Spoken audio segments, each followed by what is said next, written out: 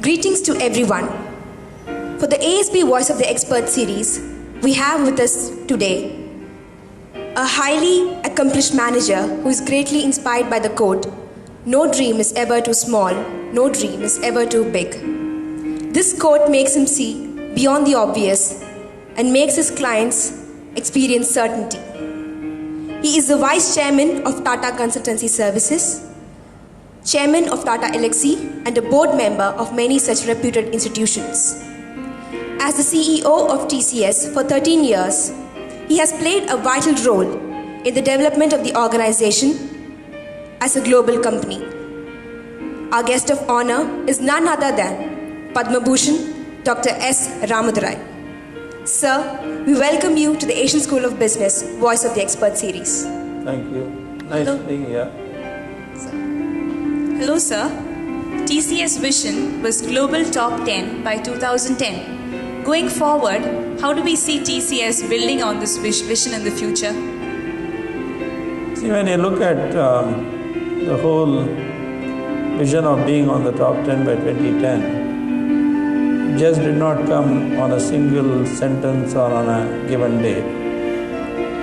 What we looked at was what are the core strengths of an organization like TCS, which boiled down to competencies around people, and how do you leverage those competencies in a business model which made sense to a lot of global players.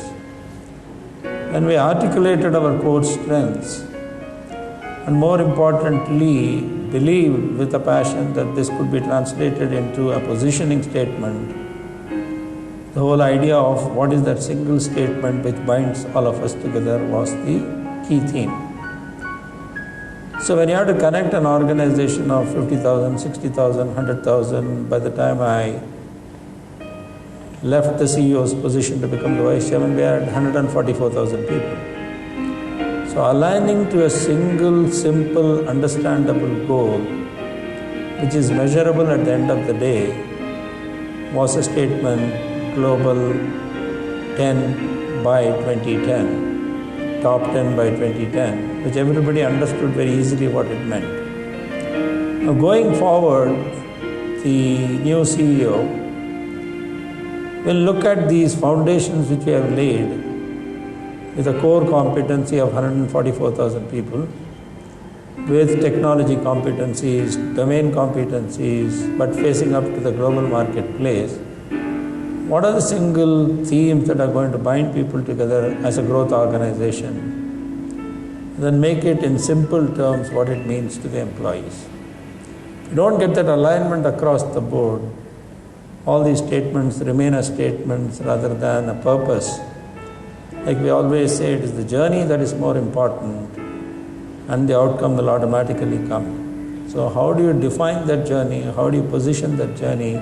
How do you motivate through all the employees that journey is what the new CEO will do, but based on very strong fundamentals of we can do it with a can-do attitude and with a collaboration which is not seen before. People make a difference, teams make a difference, and collaboration and innovation is going to be the critical driver. Sir, the conventional picture of the Indian IT industry is that of lower wages, cost cutting, etc. What do you think is the role of this industry in the future of India as a superpower towards building a strong economy? Even though the starting point with regard to the conventional thinking might have been low cost, cheap labor, that was at the beginning of the industry where every industry goes through that. Then when you embed on top of it the quality, when you embed on top of it the competencies which are absolutely state of the art, when you embed on top of it a scale which has never been seen before, and then the R&D and the innovation that is taking place, India is seen as a must destination if any corporation has to succeed in any part of the world. Without doing business with the Indian IT companies, global companies from whichever part of the world, including companies from India, would get left behind with regard to success in terms of whether they want to achieve growth or they want to have cost efficiencies. And the value addition we as an industry have provided is what they are seeking. Every single boardroom in every institution, in every sector, it looks at Indian IT industry. Is it being engaged? Is it being used? Is it being sourced? And now that has gone on a global basis where companies from India, headquartered in India, do not operate only out of India, but we in our own case operate out of China, operate out of Latin America, operate out of Europe, operate out of the US. So it is the connected world and our ability to innovate and engage with our customers which makes it happen. Sir, could you describe briefly your interaction with late Dr. C.K. Prahalad? I think Dr. C.K. Prahalad, the late Dr. C.K. Prahalad was a genius.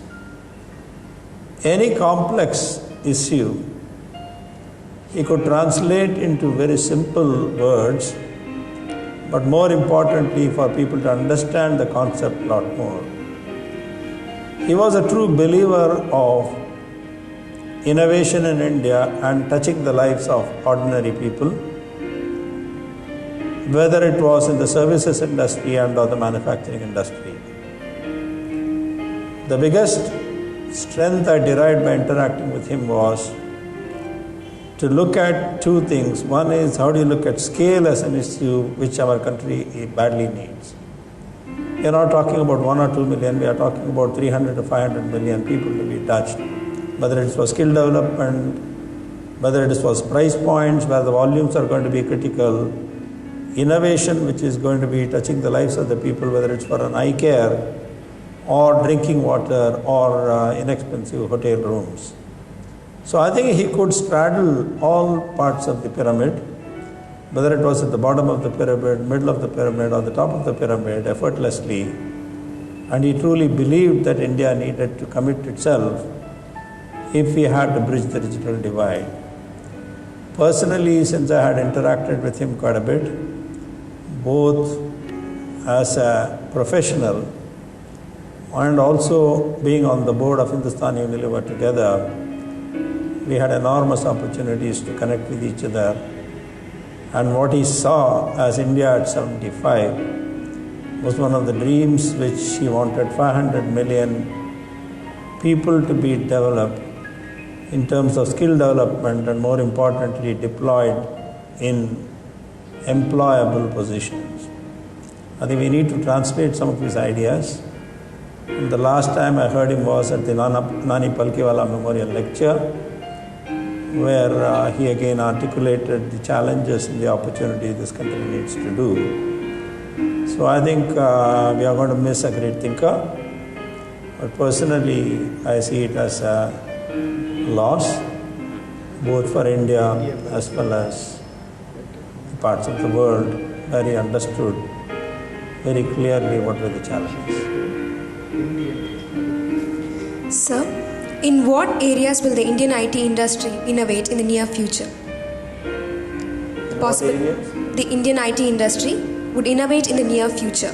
I think the whole industry is looking at patenting good ideas, asset intensity in the solutions which we build, whether it's in engineering services, whether it's in life sciences and pharma, drug discovery and the algorithms that are needed to be done, or some of the projects of national importance, e-governance, e-passport, UID. All these call for enormous amount of innovation by the Indian IT companies, and the innovations and deployment that takes place on the ground will be taken to other parts of the world. So it is what we call as a reverse innovation, where the innovation that is done out of India is going to be of global benefit rather than what is developed in the West will automatically come back to India. That's the model change.